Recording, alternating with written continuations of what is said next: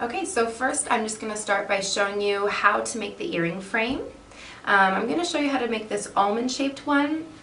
Doing the teardrop shape is realistically the exact same process. The only difference is that when you're making the bottom of the teardrop, you're going to want to use something that has that nice rounded shape so you can mold the wire around it. I always use a mandrel because I can go to the exact marking point and get that same size every time. If you don't have a mandrel, that's fine. You can use a pill bottle or whatever you happen to have around. It's going to give you that circular shape. Same as when you're making a hoop, you want to use something that's rounded. But the finishing at the top of the frame is exactly the same for whatever earring frame shape you're going to make. So to make the frame, you're going to want to use your thicker wire. I'm using 20 gauge, which is also 0.8 millimeters. Later we're going to use a thinner wire to do the wrapping around the earring frame. So making the frame for this is really simple. I'm going to go ahead and start right away. So because the wire comes off the spool in this nice curved shape already, I don't have to do much to get this almond shape. All I really do is start by pinching that wire closer together. And even though I'm not going to have an almond shape or a frame that's that thin, that narrow, I still tend to push it quite thin at first, and then I open up my frame. Okay? Because what I'm doing is just getting that nice point at the bottom of my frame there. And you just want to keep doing that until you're happy with the size and the shape that you're getting. Okay? I use my hands to do a lot of this molding for me. But be really careful. Get a feel for the wire that you're using. Some wires bend a lot easier than others. I'm using a copper-plated wire right now. Okay, so I'm pretty happy with that. And now what I want to do is I want to finish off the top. I want to make a loop that I can attach an earring hook to. And then I want to coil the wire off so that it's not going to go anywhere. My frame is going to stay in place. So to do that, I'm going to pick up my chain nose plier. So the chain nose, remember, has that flat pointed tip to it.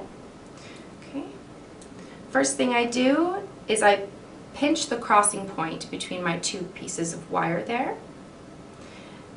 Okay.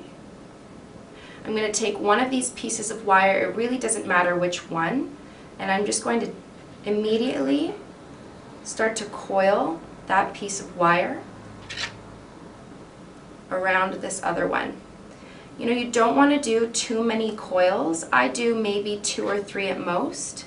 The more you do, the taller the top of this is going to end up being. And I'm just going to straighten that out with my pliers. I like things to be nice and symmetrical. Okay, so that is kind of the starting of the top of our frame. We finished it off. Our wire is not going to go anywhere now, and we're ready to cut off the excess wire. So I take my cutters.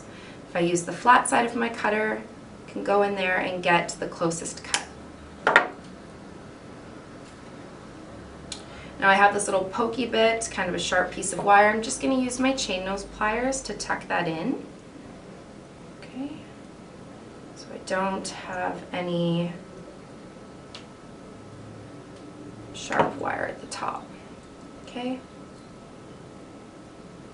pretty happy with that. You can always still rework the shape of your earring frame with your fingers, with your pliers, with your mandrel. So now all I have to do is make a loop that I can attach an earring wire to.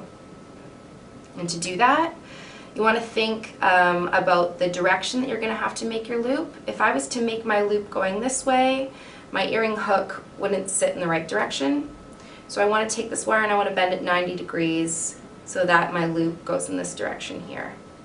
If that doesn't make any sense, then you'll just have to see me do it. And it will eventually sink in. So I bent my wire 90 degrees. I trimmed off all of my excess. I really only needed a little bit under 1 centimeter. And now I'm going to take my round nose pliers. They have that rounded pointed tip to them. I'm going to pinch on near the tip of my plier around the size of loop I want to make. This works as a gauge. If I wanted to make something much larger,